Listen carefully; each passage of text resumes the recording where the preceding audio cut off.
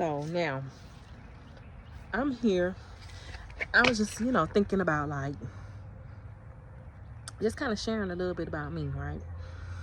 And maybe it'll help somebody, maybe it won't.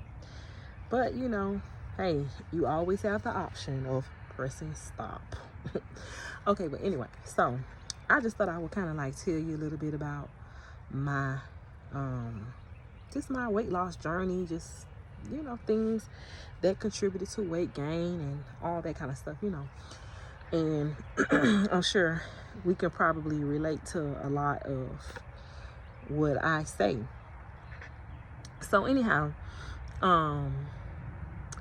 so probably like, well, I've always had like, I guess, weight issues or whatever, but when I was in high school and stuff like that, the little boys thought that, they call you thick or whatever, but child, whatever. But went to college and I was called thick as a stallion and all that kind of stuff like that. And which I don't care to be super thin anyway. But I would say about 2003, 2 or 3, I had gone through the going through the Weight Watchers. And it took me about a year. I lost 44 pounds. And shortly after that, my mom got ill, like deathbed ill. And I was living in Georgia, still live in Georgia, but she was in Miami. So I went to Miami, and listen, y'all, I was following Weight Watchers fine, but baby, when I was in that hospital for them 8 days when my mama couldn't talk, excuse me, y'all, I'm real country, I am, but I am educated. I have a PhD, but don't hold it against me. I'm just country. But anyway, so I stayed with my mom for 23 hours out of 24 hours a day for 8 days because my mom was on a ventilator. She couldn't talk. So I'm your advocate, baby. So anyway, I stayed there with her, and y'all, I was not eating. I didn't eat. And when I tell you that I looked like a skeleton, in my own image, self-image, when I looked at myself, I saw myself as skeletal. But at the same time, I wasn't really worried about it. I couldn't eat. I don't know about you guys, but when stuff like that happens, I just couldn't eat. But anyway, so for about a month or two after my mom got off the ventilator and she was in a rehab and on her way to recovery, I was back in Atlanta, back at work, and I started back. I think I went back to my, original. I tried to go back on course as much as possible. But then, life happened. And I was doing pretty good. But I'm going to tell you, I really wasn't following Weight Watchers like previously. And probably could have done a lot better during the first time because, I was cheating. I hate them cheat days, right? Yeah.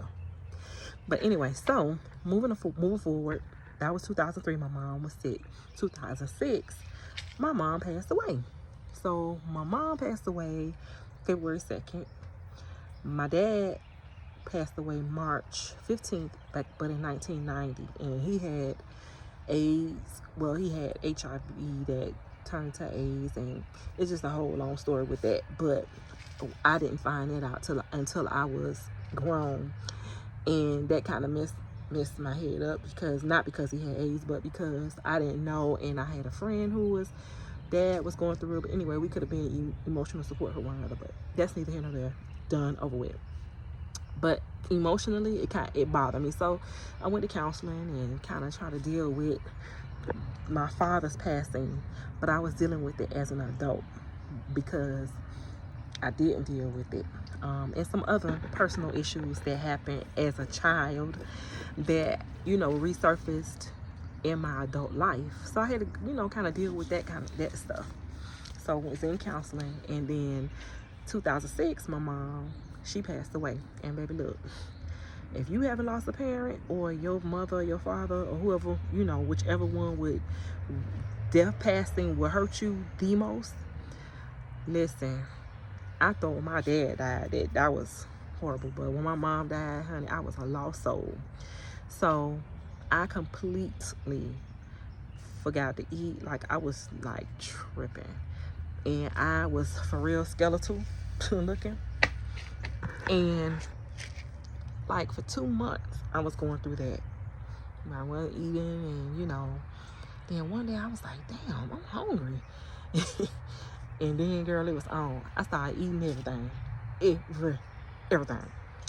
So I gained, obviously, a tremendous amount of weight, and my whole body was out of sync. I started having thyroid problems, which I've never had. I was having diabetic problems, which I wasn't diabetic. What else happened? Blood pressure was everywhere, which that was kind of already happening, but it was really showing out. So a lot of things happened at one time, and it lasted for about 6 or 7 months. Then my body was totally out of sync, and I was put on all this medicine just to get it back right. But really, I needed to get my emotional state together, because that's what was impacting me. So anyway, I went along that journey of gaining weight for a while. My mom died in 2006. So 2008, I went into a doctoral program, and I was stressed out, and I was eating. I was eating for real. And so stress will do its thing in turn with weight.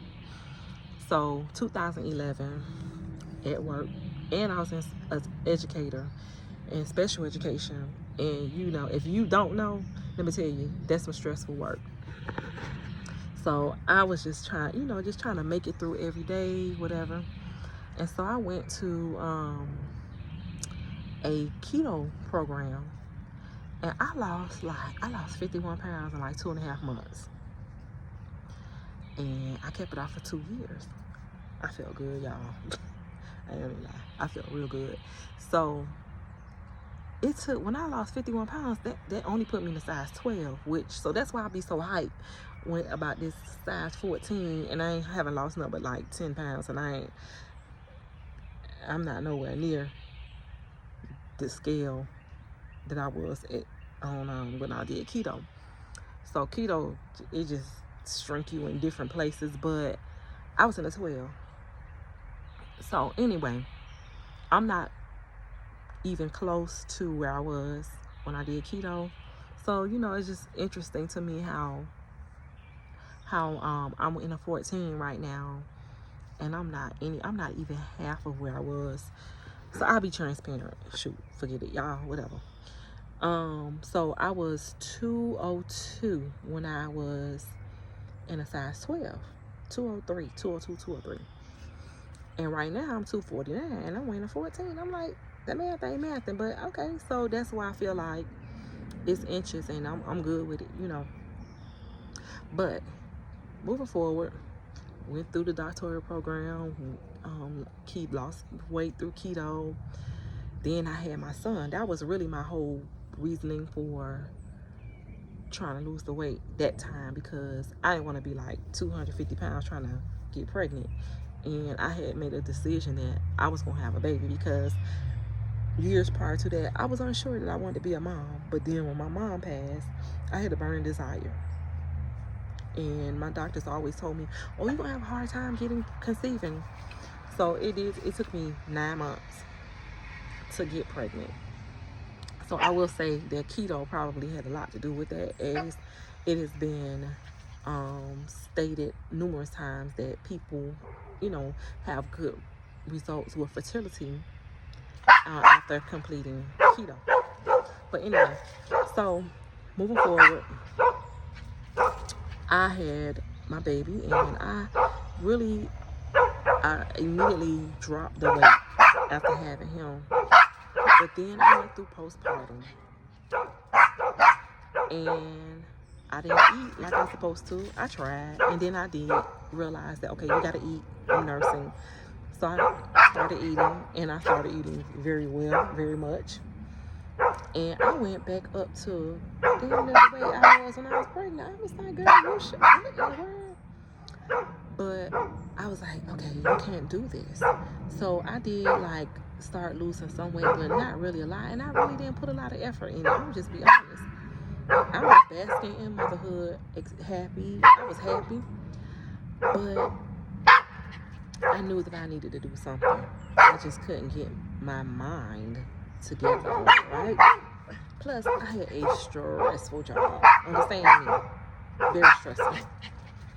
I'm sorry, the dogs. They are tripping right now. But anyway, if you can hear me, I hope so.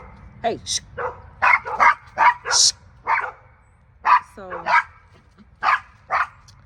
as time progressed, I did a lot of things. I quit my job. I was like 2000. Well, let me back up. So 2019, 2018, New Year's Eve, my brother had a stroke. My only living family member, immediate family member, my only living sibling. My sister passed a long time ago, right? From lupus. So as you can hear, my history of tragedy is clear, right? So then my brother was in the hospital and he had a stroke, and it was a stressful time because he was in Miami. I'm here trying to like advocate for him and speak on his behalf for his business that he needs to take care of, you know. And so that was a little bit taxing, but anything for him, I'm gonna do it. So my brother made it a point when he got out of the hospital that he was coming to be with me. And guess what, y'all? He passed away here with me. And when I tell you, that took everything out of me. It took everything out of me. It took everything out of me. Like, I mourned. I could not move. I mean, I was just totally lost. And I'm going to be frank with you. Some days I still feel lost because I don't have any of my immediate family to kind of like run to. Like, that's my comfort. They're not there. So, needless to say, that contributed to a lot of weight gain, and just, it was hard. It's still hard, y'all. But I had to stop and start thinking like, Tanika, you got to do something to change your life. You got to do something. Because you are still here, and your son depends on you, right? So, last year, 4 years in the making, I was trying to exit the school system. Your girl ain't know what she was gonna do. I was like, I got to get the hell out of here. I can't do this. Not for 30 years. And I was at 22 years, but I was like, you're not gonna stay around and get your retirement, baby. I'm taking my retirement with me, but I got to go. So I enrolled in a tech program, and I have 4 degrees, education. Three education, 1 speech pathology. Yeah, I know, right? That's funny because I'm so country. But anyway, so I went through the tech program, and honey, when I went through that program, I was like, these people getting ready to know me.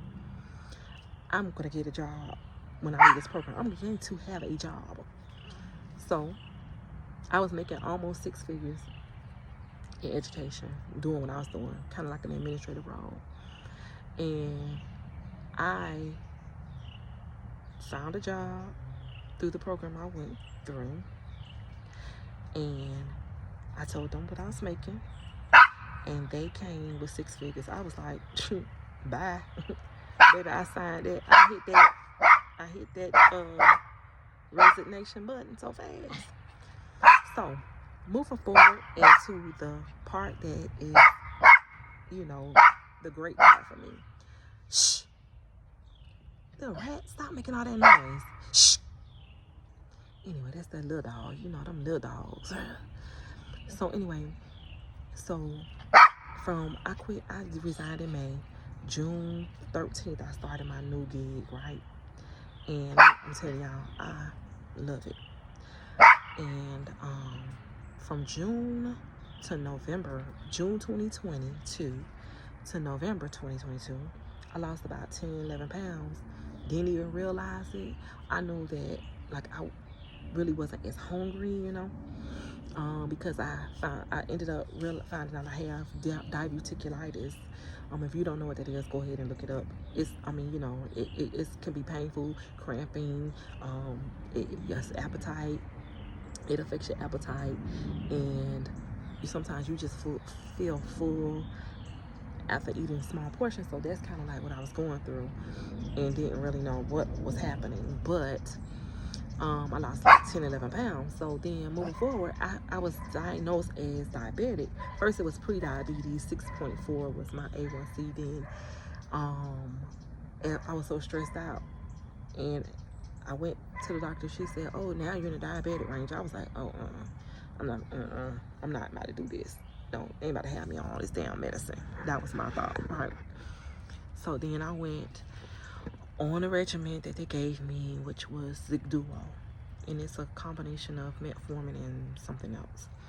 And so that also, I believe, contributed to like appetite suppression and things like that. And then so moving forward this year, probably like the first week of January, I started reading some books. I would hear Ozempic, but I wasn't really paying attention. And then I started reading stuff, and I was like, what is this Ozempic? It says it helps with weight loss. I was like, So emailed my doctor. I was like, hey, I would like to discuss maybe switching to Ozempic and see if, it'll be be beneficial for me for diabetes and weight loss. So she was like, okay, well, come on in. So we went in, and it was no, she was like, yeah, it's a good idea, let's try it. Yeah. So I switched on January 15th, and that is where I am now. So when you see me celebrating and you see me excited, honey, it's because I have been through it. Okay, y'all, I've been through it. But one thing that after my brother passed away, I was like, girl, you gotta find joy. And don't get me wrong, I still have times, and I'm gonna just tell you right now, I'm still on Zoloft.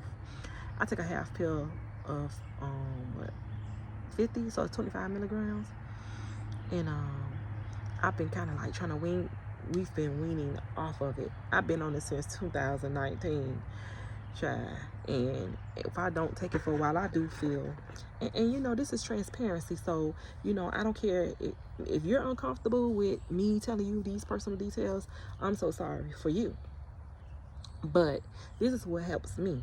This is good for me to tell somebody else, because it might help somebody. And so if it doesn't help you, then I'm sorry, but if it does, I hope that it will be something said that will make you do something different. But I don't want to just be existing, right? And I mean, this is probably gonna be a weird quote because it's Nicki Minaj, right? Figure that. But there's a song where I think it's Drake, her and Drake. It says, just because you're living don't mean just because you're alive don't mean you living. Baby, that resonated with me so much. And I was like, and I was thinking about my brother. My brother was 46 years old. 46. Died. Young man. I was like, that thing right there killed my spirit when my brother died, y'all. And every day I think about him, every single day. Every day I think about him. And I'm like, I'm still not living to the fullest, but I am at least checking off boxes of things I hope to achieve, that I plan to achieve, and not looking back. So when you see me dancing about this here weight loss, yep, and I am, and I will. That's it. So you decide how and what are you gonna do for you? Cause I'm doing this, baby. I am. If it take me a year, it takes a year. But I'm gonna have fun. I'm gonna love it, love my life. And I do tell jokes. I talk a lot of, but my family think I'm crazy. I don't care. I be like, yep. Wait. But anyway, so that's me. Any questions? Child, hit me up. I'm so great. Anyway, no. But if you want to talk to me, let's talk.